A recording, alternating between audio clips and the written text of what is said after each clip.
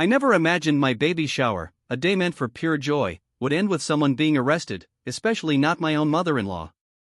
What started as a heartwarming celebration quickly spiraled into a nightmare of shocking betrayal, public humiliation, and an almost unbelievable arrest that changed our family forever. My husband Gary and I, both 29, had been together for what felt like forever, married for 4 incredible years. We'd faced life's ups and downs side by side, and getting pregnant after trying since last year was simply a dream come true. When we found out 6 months ago, we were absolutely overjoyed. My pregnancy has been a whirlwind of emotions, from that initial thrill to the sweet flutter of our little one kicking inside me. Gary has been my absolute rock through it all. He's been to every single doctor's appointment, we've devoured parenting books together, and he's even helped set up the cutest nursery you could imagine for our soon-to-arrive baby. We're in full baby mode, talking names, decorating, and dreaming about our future. His excitement to be a dad warms my heart more than words can say. 2 months ago, we finally decided it was time to share our thrilling news. We'd waited until after the crucial first trimester, wanting to be completely certain before spreading the joy. We invited all our parents, close family, and friends for lunch. They arrived expecting a regular gathering, but as soon as they saw my growing bump, their faces lit up with sheer amazement. My own mother burst into tears when I confirmed I was pregnant. She understood completely why we kept it secret and was absolutely thrilled to become a grandmother. But Gary's mother, Barbara, had a drastically different reaction. Instead of sharing in our joy, she instantly became furious. She felt left out, accused me specifically of intentionally excluding her. No matter how much I tried to explain our decision, she just looked more and more pissed off, refusing to even speak to me. Her palpable disapproval cast a thick, dark shadow over what should have been a purely joyful occasion. The entire night, Barbara wouldn't address me.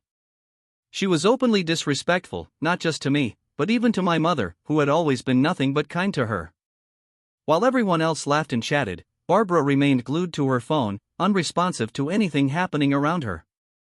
She made it clear to anyone who would listen that she had no idea about my pregnancy, complaining that she'd lost precious time with a grandchild who hadn't even been born yet.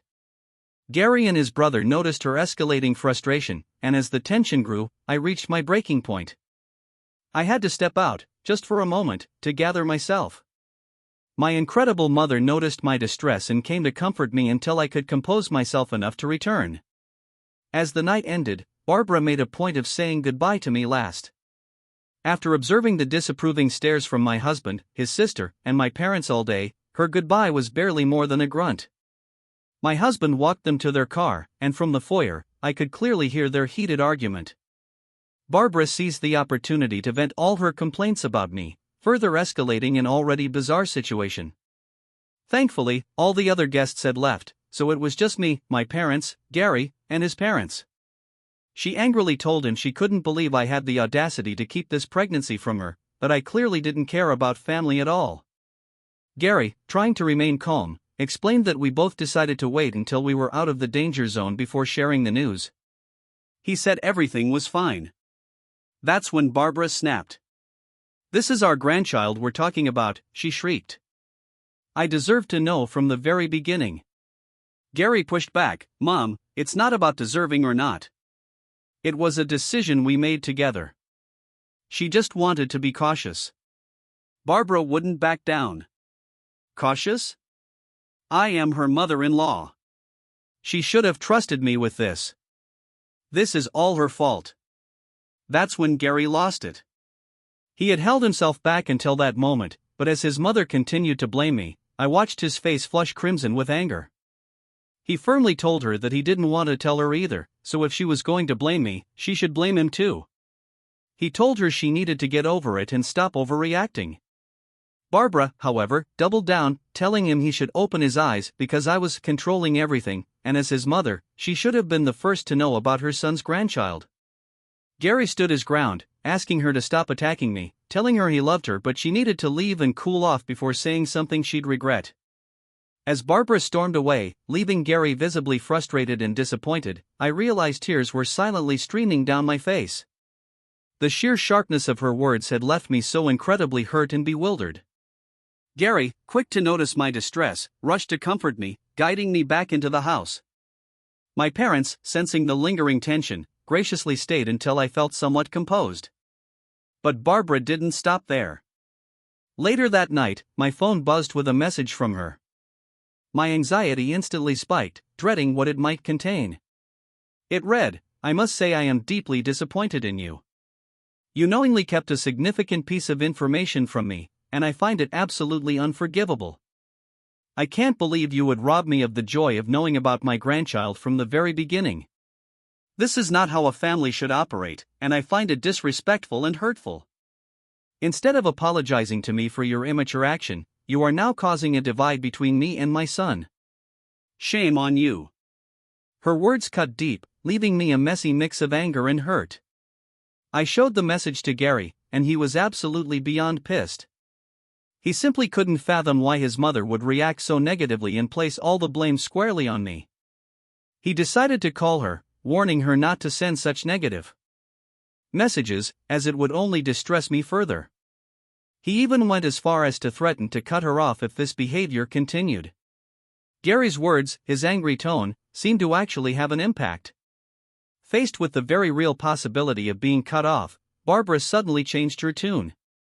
Instead of acknowledging her own role in the conflict, she proposed a solution. She claimed the only way she could forgive us for what she perceived as a slight was if we allowed her to throw us a baby shower. This sudden turn of events left us both surprised and deeply skeptical about her motives. She continued to plead, saying nothing would bring her more joy than to throw a grand celebration for me and her grandchild, promising to take care of everything. Gary looked at me, curious, but my skepticism remained. Barbara's sudden change of heart seemed less like a genuine attempt at reconciliation and more like a tactical move to regain control. By the way, if you're still with me after all this drama, make sure to hit that subscribe button. Trust me, more unbelievable stories are definitely coming. Despite my reservations, Gary, always wanting to find a middle ground and keep the peace, entertained the idea. I expressed my concerns, stressing that accepting her offer might only fuel her belief that her behavior was acceptable. Gary understood, but hoped that by allowing his mother to throw the baby shower, we could somehow mend fences and create a more harmonious family environment before the baby arrived. I reluctantly agreed, and Gary informed his mother to go ahead with the planning. She was overjoyed, expressing her gratitude for being allowed to take charge. I had assumed there would be some level of collaboration, that she would seek my input and consider my preferences for my own baby shower.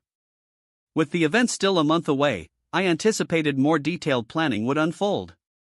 However, to my dismay, I soon discovered my mother-in-law had gone completely rogue. She took it upon herself to purchase all the decorations, choose the games, and plan all the activities, without consulting anyone, especially not me. When my mother reached out to discuss the shower, Barbara simply informed her that everything had been decided and it would be a surprise for me. The complete lack of communication and consideration left me feeling disheartened and incredibly frustrated. An event meant to celebrate a joyous occasion was being shaped without any regard for my wishes. On the day of my baby shower, the air was thick with a strange mix of excitement and tension. I arrived at the venue, a local banquet hall, surrounded by my close friends. As I walked in, my jaw almost dropped. The decorations my mother-in-law had chosen were absolutely outrageous. A sea of brown and beige balloons adorned every corner, depicting a theme that was entirely her creation. I absolutely hated it. It looked like a misguided attempt at a safari theme gone horribly wrong. The overwhelming presence of brown and beige clashed painfully with the vibrant atmosphere I had envisioned. I had dreamed of soft pastels and delicate touches, but clearly, my mother-in-law had gone the exact opposite way. The tension in the air escalated further when my eyes fell upon an eye-catching display near the entrance, an enormous banner featuring an elaborate collage of my husband's baby pictures with Barbara. Everyone looked confused. We couldn't understand why she would choose to display Gary's baby pictures at my baby shower. I looked at her, questioning, and she just laughed it off, saying she expected our baby to look exactly like my husband and that she was very proud of how cute my husband was as a child, hence she wanted to display it for everyone. I just stared at her, trying to comprehend if she had actually lost her mind. It was painfully clear she was determined to make the day more about her own experiences as a mother than about the imminent addition to our family. As more guests arrived, their expressions ranged from confusion to polite discomfort. My mother walked in, her eyes widening in shock, observing the absolute horror my mother-in-law had unleashed. Her eyes then locked onto that banner, and I could practically feel her disbelief at the sheer audacity of showcasing a collage that, instead of celebrating my baby's arrival, seemed more like an exhibition of my husband's childhood. In a bold move, my mother walked straight over to the banner, her expression shifting from disbelief to steely determination. Without uttering a word, she firmly grabbed hold of the banner and decisively ripped it down from its prominent display. The room fell silent. All eyes turned toward my mother as she calmly carried away the intrusive display that had overshadowed our celebration. A surge of gratitude washed over me for her unwavering support. My mother-in-law, who had been busy talking to other guests, looked in horror, watching my mother throw the banner into a dustbin. In a disapproving tone, she demanded, "What do you think you're doing? That banner was a special touch to celebrate the baby and the family."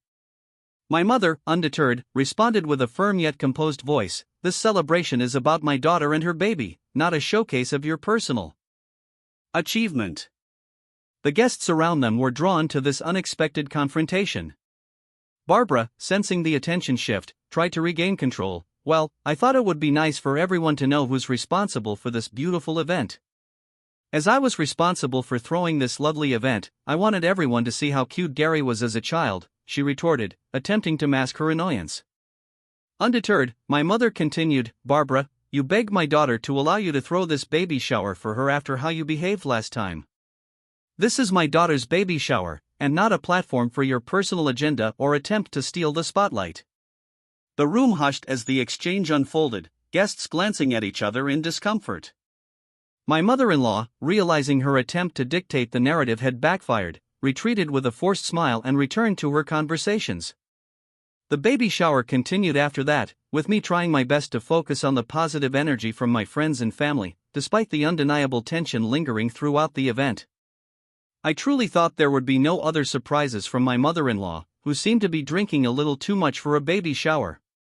We played various party games, and the guests slowly started to enjoy themselves. Then, it was time for the gift opening session. I was pleasantly surprised by everyone's thoughtful gifts for my baby. However, my anticipation turned into bewilderment as my mother-in-law handed me a conspicuously large gift box, with an exaggerated grin on her face. The room fell silent, and I felt a mixture of embarrassment and frustration. My mother looked at her angrily. Guests exchanged awkward glances, unsure how to react. In an attempt to diffuse the tension, I mustered a weak smile and thanked her for the thoughtful gift, all the while suppressing the urge to roll my eyes. The situation escalated further when it was time for the cake-cutting ceremony. My mother-in-law had ordered an extravagant, tiered cake with over-the-top decorations. She made a big show of it, clinking her glass to demand everyone's attention. I was starting to get really annoyed, wondering what she was up to now. We all looked at her curiously, waiting for her to speak. Then, Barbara announced that she had come up with the perfect name for our baby girl. I froze. Keep in mind, Gary and I hadn't even settled on a name ourselves. She proudly declared that the baby would be named after her great-grandmother, with a name that sounded straight out of a Victorian novel. I was absolutely shocked, and more than a little irritated, that she just assumed she had the naming rights. I stepped in, politely explaining that my husband and I wanted to pick our baby's name together. It was a choice we wanted to make. However, my mother-in-law wasn't having any of it. She insisted she had the perfect name, and if I was a good daughter-in-law, I should accept it, since she had spent so much money on the baby shower. I was utterly shocked by her sense of entitlement. I firmly stated that only my husband and I had the right to name our baby, and regardless of who hosted the shower, this decision was ours alone. That's when she really started yelling at me in front of everyone, claiming I was extremely disrespectful and should be grateful for all she'd done. She went on to criticize my upbringing, insisting that I should be thanking her instead of denying her the right to name the baby. Barbara grew increasingly aggressive, pointing her fingers right in my face. My mother immediately stepped in, standing in front of me like a shield. Barbara continued to shout, asserting herself as the actual mommy of my baby, since she gave birth to my husband and it was his sperm that impregnated me. Her words were truly disgusting to hear. Despite my mom's attempts to stop Barbara's nasty comments, she just got angrier. She kept insulting me and said my mom did a terrible job raising me. It was clear she'd had far too much to drink, and trying to talk sense into her was pointless. The whole situation was getting worse, making everyone incredibly uncomfortable. Slowly realizing the escalating situation, I decided I had endured enough humiliation. Trying to salvage some dignity, I decided to walk out with the gifts my friends had generously brought, leaving behind the present my mother-in-law had given me. However, Barbara, in her intoxicated state, snatched the gifts back from my hand and tossed them to the ground, accusing me of being ungrateful and a witch who was coming between her and her son. The tense atmosphere drew even more attention, and I noticed some people starting to film the incident. In an effort to contain the chaos, I asked one of my close friends to politely request people to leave the event. Barbara, undeterred, continued hurling nasty accusations at me, creating a scene that no one could have anticipated when they arrived for what was supposed to be a joyous occasion. Frustration turned to sheer anger, and as a last resort, I decided to call the cops to remove her from my vicinity, as I was starting to feel extremely unsafe with her aggressive behavior. Yep, you read that right. I had to involve the police at my own baby shower because of my toxic mother-in-law. When the officer showed up, Barbara went into full drama mode, pointing fingers at me and painting me as the mastermind behind the chaotic event. The cops, thankfully, were understanding and attempted to reason with her. However, being drunk, Barbara resisted their efforts and even started yelling at the police, which definitely didn't work in her favor. The situation escalated to the point where she was arrested on the spot. I left the event with my mother and close friends, all of us shaken to our core by the unsettling incident. Since this nightmare, my husband and I have been dealing with the fallout. Barbara is on a full-blown guilt trip, playing the victim card and garnering sympathy from some family members who weren't present at the baby shower because they live in a different city. My husband, although he understands why I called the cops, initially thought I took it a bit too far. He believed I could have called him or his father for help. The response I received after sharing my story online was overwhelming. So many people supported my decision to call the cops, and it made me feel so much less alone. I had never witnessed such aggressive behavior from my mother-in-law before, as I usually only saw her during holidays and never spent extended time with her. The level of aggression she displayed at the baby shower genuinely concerned me, especially given the potential impact on my unborn child. Every single guest who attended reached out to express their support, and some even shared recordings of the entire debacle. That's when I knew I had to sit down with Gary. A few days later, my husband and I found ourselves having that serious conversation. I painstakingly explained to him how his mother's behavior had escalated throughout the entire ordeal, from the hidden pregnancy revelation to the outrageous baby shower, the yelling, the accusations, and those bizarre gifts. Then, I showed him the recordings. Gary watched, visibly horrified. Seeing those videos seemed to bring a stark reality check for him, forcing him to confront the uncomfortable truth about his mother's actions. He started to apologize sincerely for underestimating the severity of the situation, acknowledging that I was absolutely right in calling the cops. I had no idea it got this bad, he expressed, his face reflecting both regret and frustration. I'm so sorry you had to go through all that.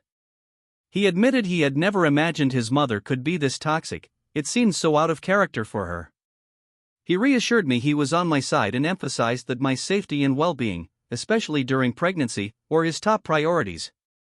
We then delved into the underlying issues, discussing how his mother's desperate need for control and validation had completely overshadowed what should have been a joyous occasion. Gary, grappling with the reality of his mother's actions, shared his own concerns and finally acknowledged that her behavior had crossed an unforgivable line.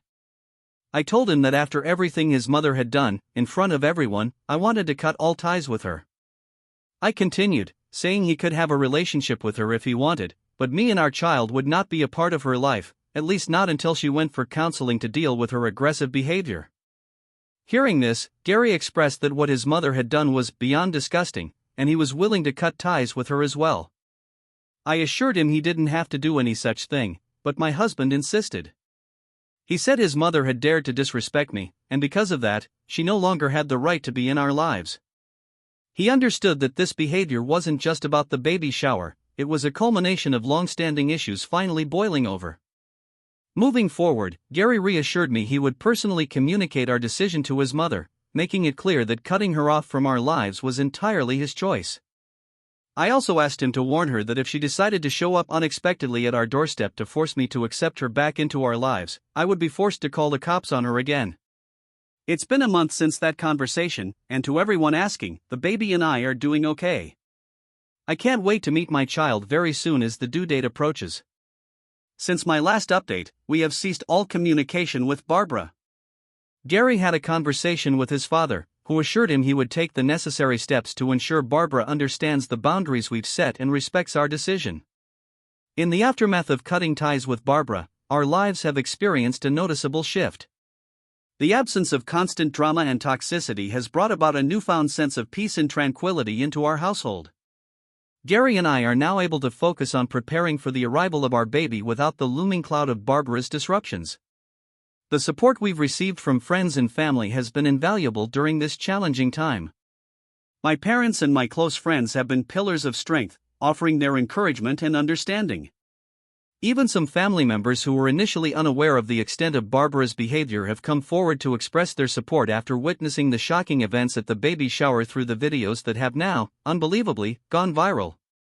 Our journey is far from over, but this experience has strengthened our bond and highlighted the importance of facing challenges together as a united front. The decision to sever ties with Barbara was not made lightly, but it has proven to be a necessary step for our well-being.